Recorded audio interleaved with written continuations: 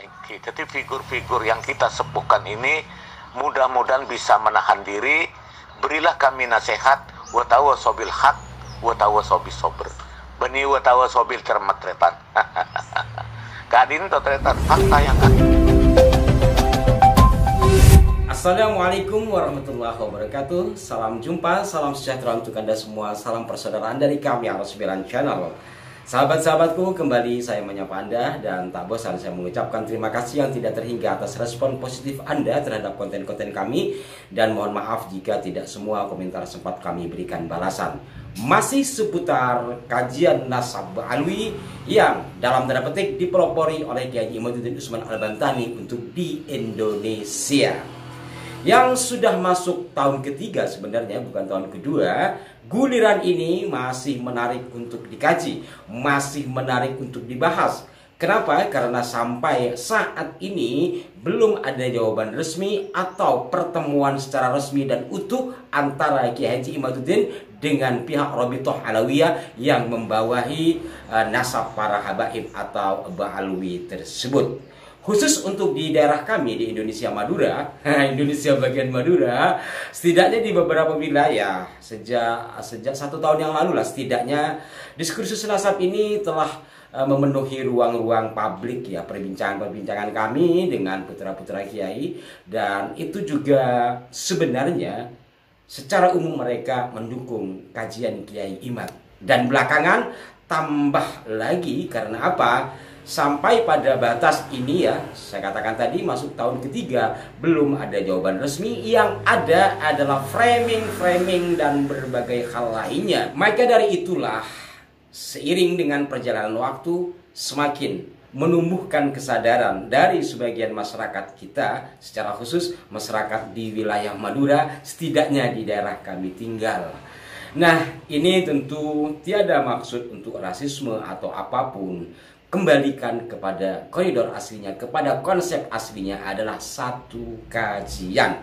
Hal menarik selain kemudian menumbuhkan intelektual muslim muda yang lainnya untuk membuka kitab-kitab nasab, mempelajari kitab nasab, juga dari beliau-beliau yang memiliki manuskrip yang mungkin sebelumnya jarang dibuka. Sekarang alhamdulillah manuskrip atau tulisan-tulisan lama itu kembali dibuka untuk mencari siapa leluhur sebenarnya, dari mana dan bagaimana. Walaupun ada di antara manuskrip yang dibuka itu ada yang berkenaan dengan fikih ya, tulisan tangan dari bujuk ya, bujuk itu buyut atau mungkin sunan atau tokoh-tokoh di masa lalu.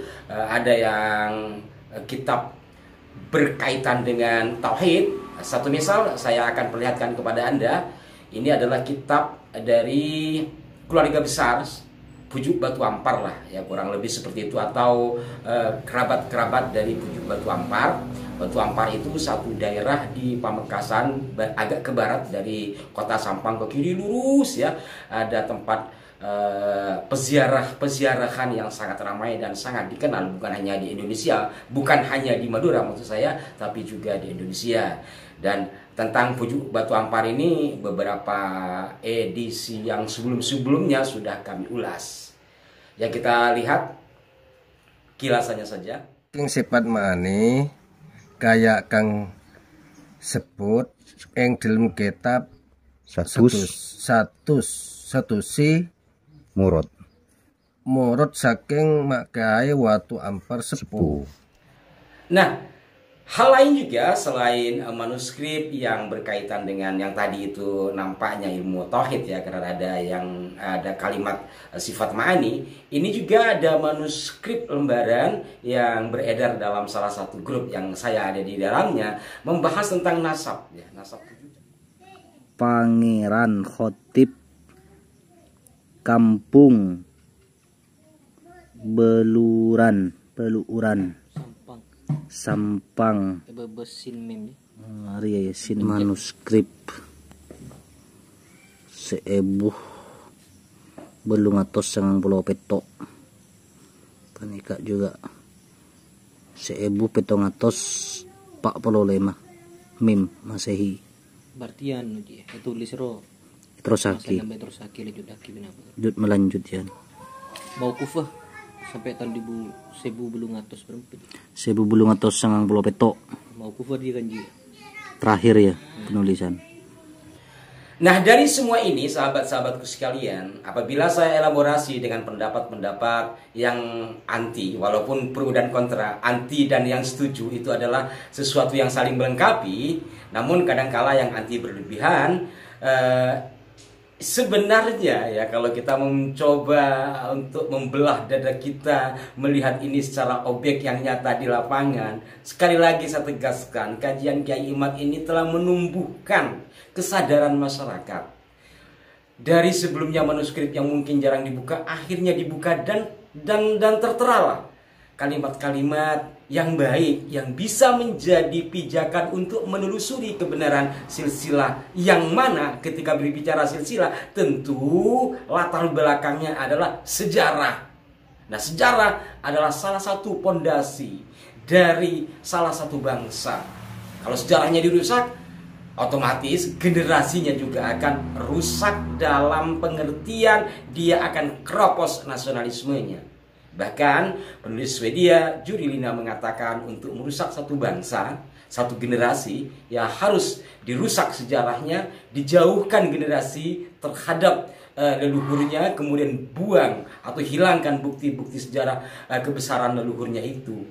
Dan ini menurut analisa saya kan sudah lama terjadi. Kita dihilangkan dari karya-karya besar leluhur kita, semacam keris umpamanya.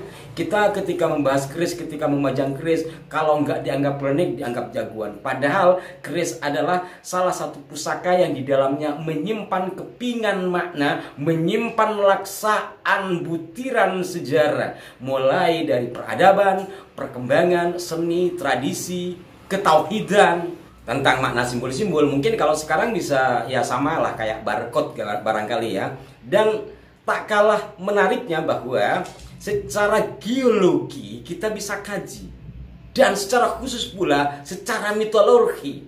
Ini kan satu bilah pusaka itu mengandung banyak hal yang bisa kita kaji.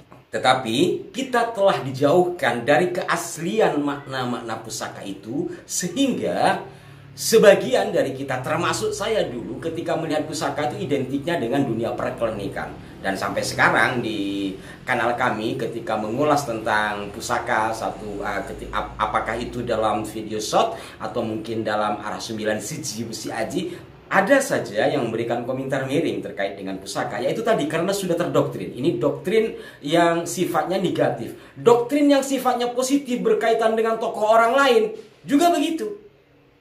Ketika sudah tertancap doktrin itu bahwa klan ini adalah zuriyah Nabi, mau kata apa tetap.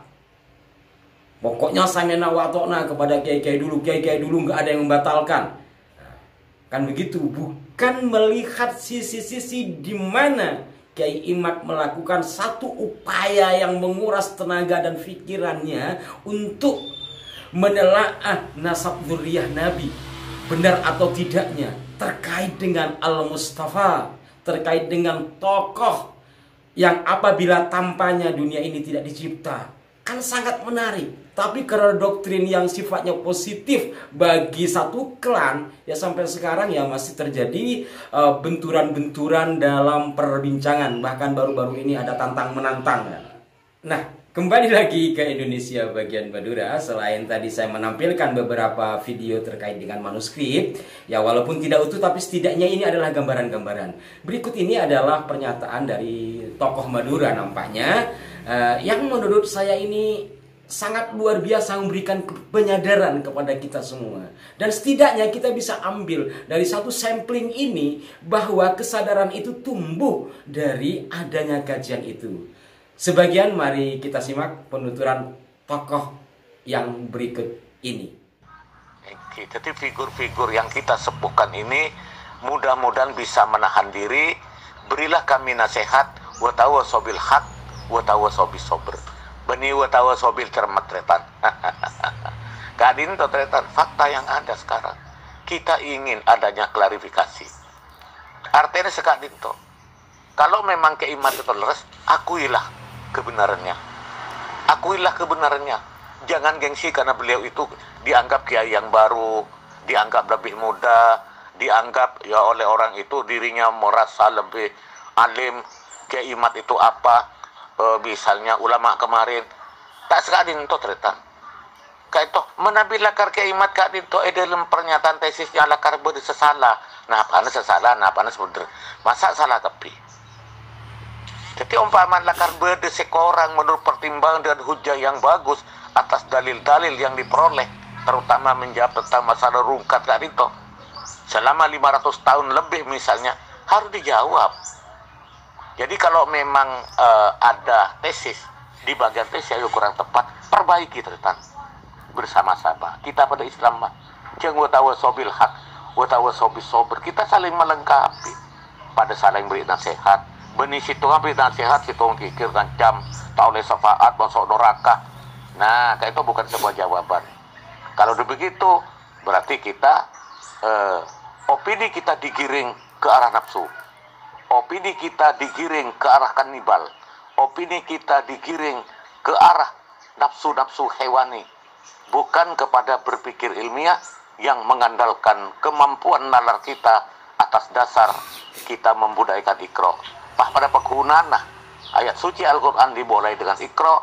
Cukan beda alladzi allama bil qalam. Berarti baca tulis ketok harus wajib kita lakukan sebagai orang Islam. Bagaimana mungkin kalau kita tidak tahu baca tulis, khususnya tentang agama, bisa beribadah dengan baik? Bagaimana mungkin tanpa adanya baca tulis, kita akan maju, kita akan ketinggalan dari yang lain? Bagaimana mungkin kita akan menang dengan agama lain? Kalau dengan saudara sendiri yang mengungkap tentang tesis kebenaran, lalu kita hantam ramai-ramai. Bahkan ada sebuah pondok pesantren, Cepon, menabi mendukung imat. Keluarkan saja dari grup, keluarkan saja di alumni. Itu bukan hal yang bijak, ternyata. Itu perlu adanya kita duduk satu meja dengan penuh kesabaran, kita saling melengkapi, bukan saling memvonis. Jadi kali itu ternyata. Ya, mohon maaf kalau sebagiannya campur-campur bahasa Madura. Mohon maaf bagi yang tidak mengerti bahasa Madura. Insya Allah di lain kesempatan saya akan putarkan dan akan berikan translate-nya ya, biar lebih dipahami. Ini bukan untuk sok-sokan, kemudian terlalu pro kepada keimanan. Kita mencoba berimbang. Apa yang disampaikan oleh suara dalam voice note tadi itu kan berimbang gitu. Dan memberikan pencerahan kepada kita. Dan sangat realistis, sangat objektif menurut hemat saya, tapi entah menurut Anda. Mohon maaf jika ada kekeliruan dari apa yang saya sampaikan ini. Lebih mengajak kita semua untuk membelah dada kita, berusaha menjernihkan pikiran dan hati kita di dalam menelaah perkembangan yang ada. Jangan ada kebencian, karena kita tidak boleh benci kepada siapapun, karena pada dasarnya semua adalah makhluk Allah, semua adalah ciptaan Allah. Kalau umpama ada yang kontra lalu berlebihan, saya pikir ya kita tidak perlulah berlebihan. Mohon maaf dan mohon masukannya yang konstruktif di kolom komentar. Sampai jumpa. Wassalamualaikum warahmatullahi wabarakatuh.